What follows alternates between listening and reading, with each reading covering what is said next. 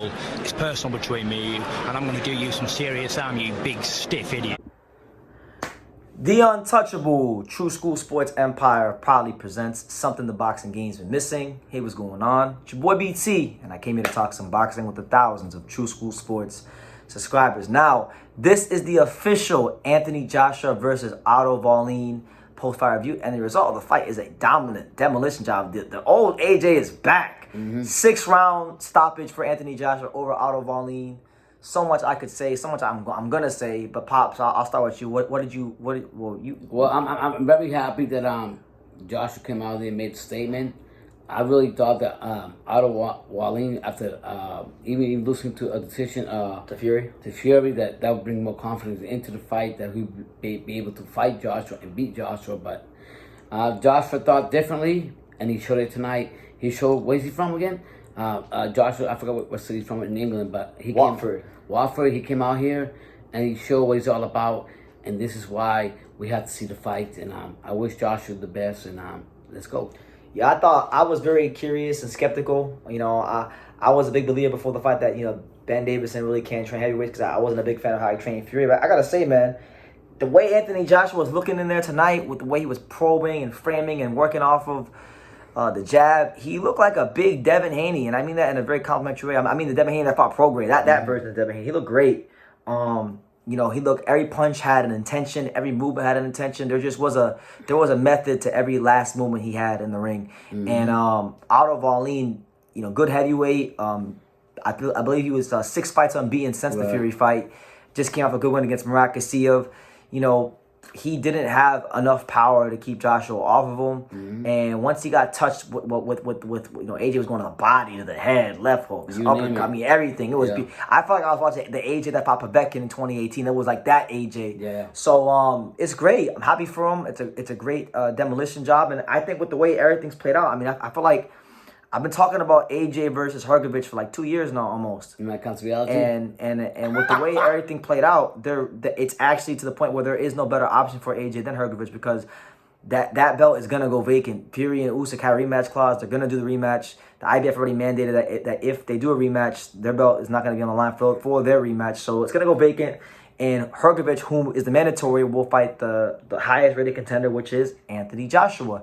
Now, question really becomes, I mean, I can sit there and talk about Wallin, but the Wallin didn't really give Anthony Joshua much resistance. I think Wallin's a good, credible top 10 heavyweight. I'm not gonna ever slag him off because he's fought, you know, some good fighters, you know, Fury and Joshua and Gassiev and these kind of guys, and even more than that. Yeah. But I just think the commonality I'm seeing in his career is that, you know, he doesn't have enough power with that straight left hand to keep the elite guys honest. But if you're not an elite guy, he could outbox you, and he's got great stamina and great amateur pedigree and things like that. So he can give a lot of guys fits, but I just don't think he'll ever be at that level. And you know, he's gotten the opportunity that most fighters would die to have. He's one of the only heavyweights that fought Fury and Joshua. Yeah. So it doesn't get much bigger than that for him.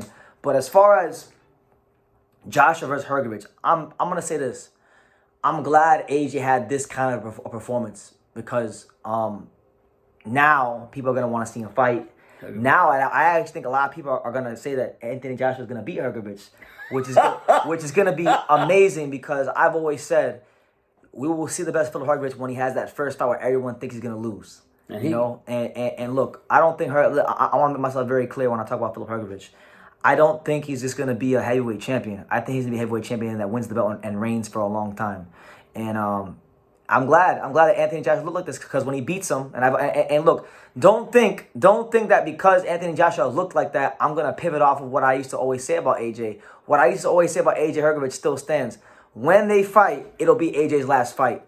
Hrgovic is gonna beat the brakes off of him. Anthony Joshua, it was very easy for him to do that against, not very easy, but Wallin made it very easy for him because of the fact that, you know, he just didn't have a lot of artillery to keep him off, right? Which I'm not gonna. It's a good win. It's a good, credible win. The Anthony Joshua resume continues to grow in depth and substance. You know, God bless him.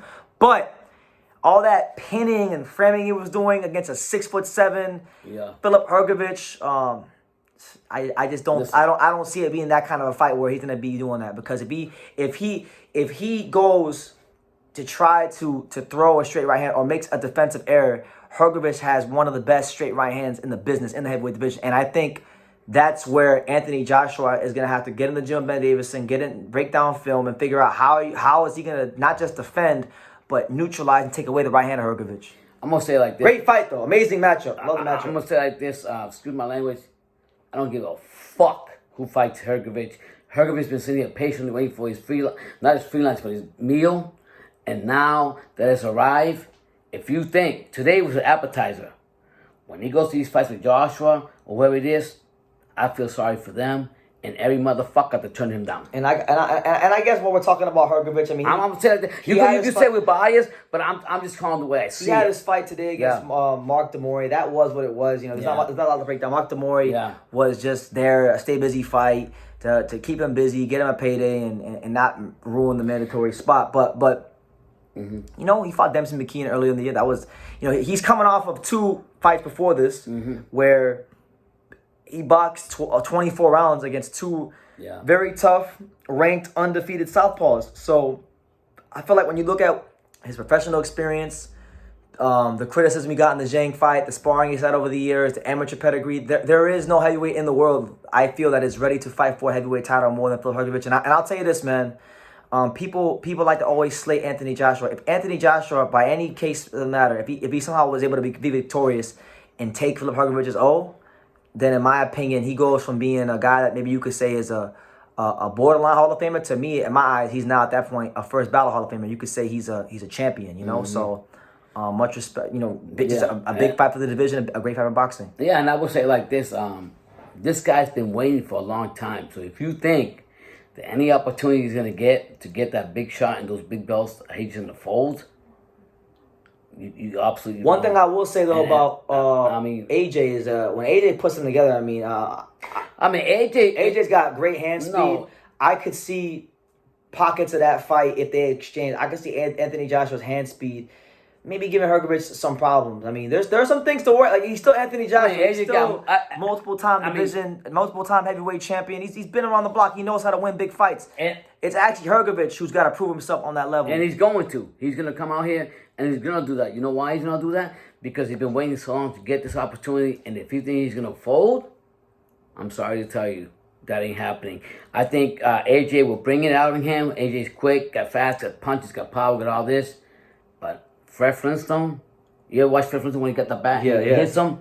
That's exactly what he's going to do. He's going to knock every motherfucker down. Yeah, so look, fingers crossed. I mean, I don't see any reason why AJ wouldn't take the Hrgovic fight for the IBF title. It'd be his chance to become a 3-time heavyweight champion, which, you know, is the stuff of legend. Because, you know, life's not about, you know, how you lose, but how you come back from a loss. And that's AJ, time after time, he's shown that, you know, every time we think he's done, every time we think he has a mental breakdown, he pulls it out of him somehow, some way. You know, despite all the trainer changes and all the craziness we see, you got to give him his credit. The guy's mentally strong to fight under that kind of pressure all the time in his career. Let's not forget, this guy's a true champion that carried British boxing for a while, right, Brandon? You tell me? So you got to still give him his props. Regardless of it, look at his resume, what he's done. He's not going to fold easy, but I don't think Hrgovic is going to let that happen. So to me, look, I mean, I know everybody's excited about Fury versus Usyk, and rightfully so. It's the undisputed fight, but after, you know, seeing what AJ just did to Otto Wallin, and then seeing what, you know, how Hrgovic has been developing as a heavyweight, to me, like, that's the heavyweight fight for me. Yeah.